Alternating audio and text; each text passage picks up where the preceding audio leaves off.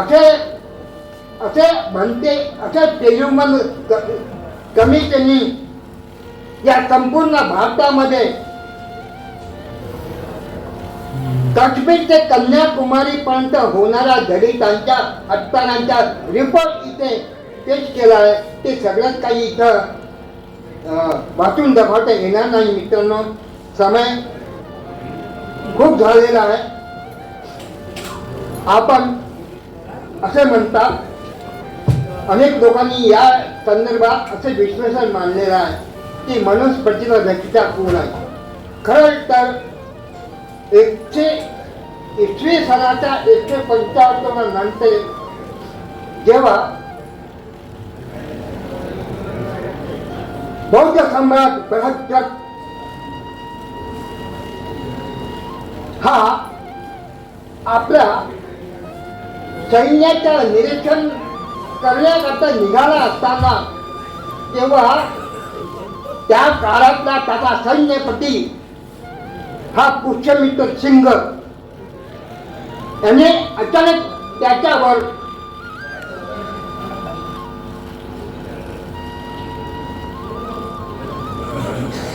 हल्ला करून त्याला मारून टाकले आणि नंतर तो त्या राज्याचा सेनापती बनला. जेव्हा बौद्ध धर्म संपूर्ण जगाच्या पाठर अत्यंत पराकोटीच्या शिगेला पोहोचला तेव्हा जाती होत्या पण विषमता नव्हती. भगवान बुद्ध हे शाक्त पुलटले होते, परंतु या ब्राह्मणवादी मनुसंस्कृतीने भगवान बुद्धालाही शुद्ध जातीमध्ये टाकले होते. या पुष्यमित्र सिंहाने अलेक्झांडर याला आमंत्रित करून या संपूर्ण बौद्ध लोकांवर कत्तलीकरण केलं. यामुळे भारतातले उरले जे काही बौद्ध भिक्खू होते ते पाकिस्तानात जाऊन पडाले. त्यावेळेस या पुष्यमित्र सिंहाने 100 मिनारे दिना तुम्ही 100 भिक्खूचे डोके कापून आणा, मी तुम्हाला एक सोन्याचं डॉलर. अशा पद्धतीने बटवणी केलेले माझे मित्र भाषक सोनटक्के हे म्हणतात की पुष्यमित्र सिंहाने पातंजली योग गुरु पतंजली याच्या साहाय्याने मनुस्मृती लिहिली. तर हे खरं आहे, ते खोरं आहे. इतिहासात संशोधकांनी मनुस्मृतीला आपला जनक कोण त्याने नाही म्हटलं, पण त्याने हे म्हटलं की या पुष्यमित्र सिंहाने पातंजलीच्या साहाय्याने हे मनुस्मृती कोण लिहिलेलं आहे असं त्याने म्हटलेलं आहे. हे खरं आहे तर कोण नाही, परंतु त्याने हेही म्हटलं आहे. आणि ह्याच पतंजलीने भगवान बुद्धाला चोर घेतले. एवढं हे का भगवान बुद्धाच्या भिक्खुनी संघात असलेली एक भिक्खू ताराणी तिचं सुद्धा विद्रुपीकरण दिल्या काली मातेचं स्वरूप दिले. आपण इतिहासाचे जाणकार आहात. बाबासाहेबांना आपल्याला वाचा हे शिकवलं. क्रिटिसिझम कसा करायचा हे शिकण्यासाठी बाबासाहेबांनी आपला सांगितलं आहे. त्यात तुम्हाला वाचनाचा छंद आहे ना, वाचा, पण त्या अगोदर वाचन करून मनन करून चिंतन करण्यासाठी तुम्हाला मी काही उपाय सुचवतो. त्याच्यामुळे तुम्ही चिकित्सक बुद्धीचे व्हाल. तेव्हा बाबासाहेब आंबेडकरांनी आपल्या समाजाला हे म्हटलं, तुम्ही मला अशा चिकित्सक वृत्तीचे बाळसुद्धा तुम्ही 4 पुस्तकाचे वाचन करा. त्याने म्हटलं पहिल्यांदा प्लेटोचे रिपब्लिक, दुसरा जॉन स्टुअर्ट मिलचे लिबर्टी आणि रुसोचा ते मिल पेन्सरचा रुसोचा सामाजिक करा आणि कम्युनिस्ट पक्षाचा जाहीरनामा वाचा. तेव्हा तुम्हाला आपल्या ज्ञानातून क्रिटिसिझम काय असते याची कमीत कमी परिकल्पना येऊ शकते. मित्रांनो, आज आपण आंबेडकरी चळवळीचे वारसदार म्हणत असताना, बाबासाहेब आंबेडकरांचे वारसदार म्हणत असताना, बाबासाहेब आंबेडकरच्या चळवळीचे वाक म्हणत असताना, आज आपण एका अभावाच्या काळा आवरणात सापडलो आहोत.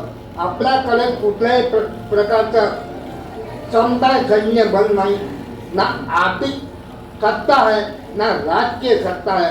अशा अवस्थेत आपण पूर्णतः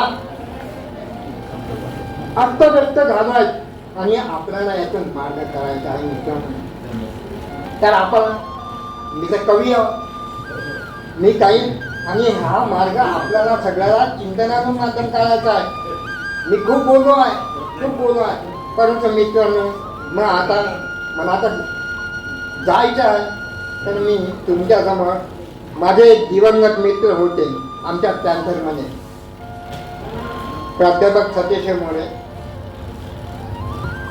त्यांनी आपल्या चळवळीच्या लोकांसाठी, विखुरलेल्या चळवळीच्या लोकांसाठी एक सुंदर कविता लिहिली, ती मी वाचतो तुमच्यासमोर मित्रांनो, आणि माझं भाषण समाप्त करतो.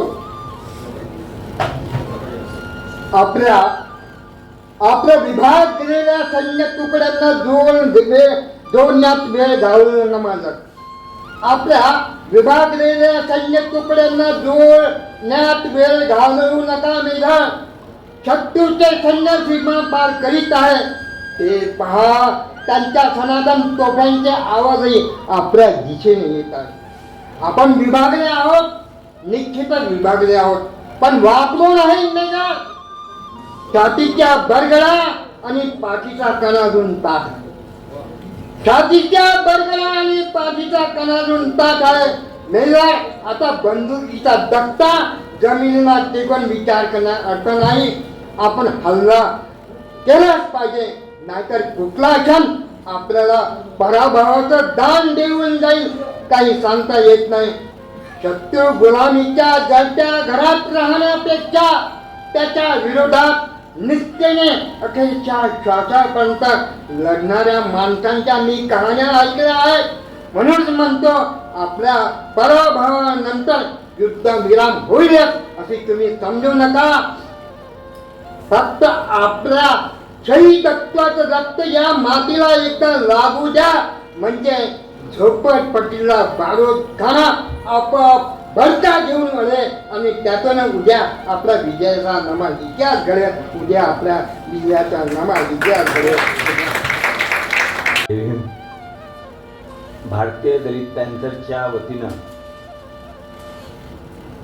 आज 25 डिसेंबर या दिवशी मनुस्मृती दहन, सामाजिक न्यायाची दिशा या विषयावर या ठिकाणी आपण एका चर्चासत्राचं आयोजन केलेलं आहे. भारतीय दलित पॅन्थरने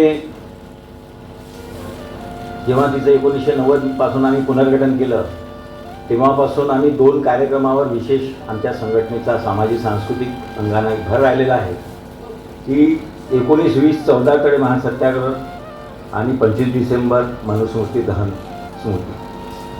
हे दोन्ही कार्यक्रम आम्ही दरवर्षी आमच्याकडून घेण्याचा प्रयत्न होतो आहे.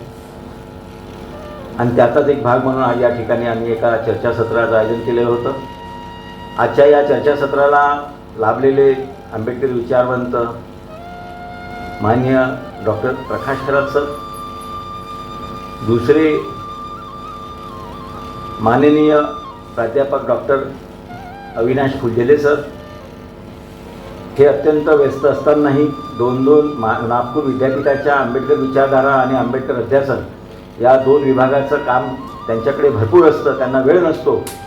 परंतु त्यांनी या कार्यक्रमाचं, या ऐतिहासिक दिनाचं महत्त्व लक्षात घेऊन आमच्या या विनंतीला, आमच्या आग्रहाला त्यांनी मान दिला. या ठिकाणी ते वेळात वेळ काढून आले, त्याबद्दल मी फुलझेले सरांचं मनपूर्वक भारतीय दलित पॅन्थरच्या वतीनं आभार मानतो, धन्यवाद देतो. डॉक्टर प्रकाश खरात सरांनी सुद्धा या ठिकाणी त्यांच्याकडेही व्यस्तता असतानाही ते कौटुंबिक कार्यक्रमामध्ये मुलांच्या वगैरे सोबत असल्यामुळे त्यांनाही थोडीशी व्यस्तता होती, परंतु त्यांनी आमच्या शब्दाला या ठिकाणी मान्यता दिली आणि दलित पॅंथरच्या या कार्यक्रमाला या ठिकाणी आले. मी त्यांचे आभार मानतो, त्यांना धन्यवाद देतो. आमचे पॅंथर सहकारी पॅंथर प्रसंजित तासांडे यांचा पिंड हा कविता आहे. आंबेडकरी कवी आहेत, ते दलित कवी आहेत. त्यांनी अध्यक्षपदाची जबाबदारी स्वीकारून या ठिकाणी आमच्या कार्यक्रमाला या ठिकाणी त्यांनी जे काही त्यांच्या परीनं जे प्रयत्न होते त्यांनी केलेले आहेत. त्याचप्रमाणे या ठिकाणी आपण सगळा वर्ग जे या ठिकाणी उपस्थित झालेले आहेत. खरं पाहता इथे खूप सारे लोक आहेत, मला सगळ्यांचे नाव घेतले तर माझा वेळ जाईल, म्हणून मी नावं घेण्याचे टाळून या ठिकाणी आपण सगळे लोक उपस्थित झालात त्याबद्दल मी भारतीय दलित पॅंथरच्या वतीनं तुमच्या सगळ्या लोकांचे मनपूर्वक आभार मानतो. आणि या कार्यक्रमाला यशस्वी करण्यासाठी तुमचं हे सक्रिय सहकार्य आम्हाला मिळालेलं आहे, त्याबद्दल तुम्हाला मी धन्यवाद देतो. आणि अशाच प्रकारे तुमचं आम्हाला सहकार्य लाभावं आणि आपण वैचारिकता जी आपली आहे, आज काळाची गरज आहे आणि वैचारिक मंथन होणं, बाबासाहेबांच्या ऐतिहासिक आंदोलनाची चर्चा होणं, त्याची स्मृती जागवणं आणि येणाऱ्या पिढ्यांसाठी जो काही आपला इतिहास आहे तो इतिहास वक्त्यांच्या माध्यमातून आपल्या लोकांपर्यंत गेला पाहिजे, तो आवाज बुलंद झाला पाहिजे. हा एक आमचा त्यांचा एक प्रयत्न राहिलेला आहे आणि या प्रयत्नामध्ये तुम्ही आमचे एक साक्षीदार व्हा, साथीदार राहा, अशी मी या ठिकाणी तुमच्याकडून अपेक्षा व्यक्त करतो.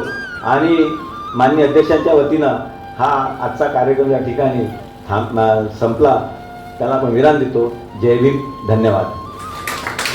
नमस्कार दोस्तों, हमारे न्यूज़ चैनल न्यूज़ इंडिया को लाइक कीजिए, शेयर कीजिए, अनसब्सक्राइब कीजिए. हम मिलेंगे फिर. धन्यवाद.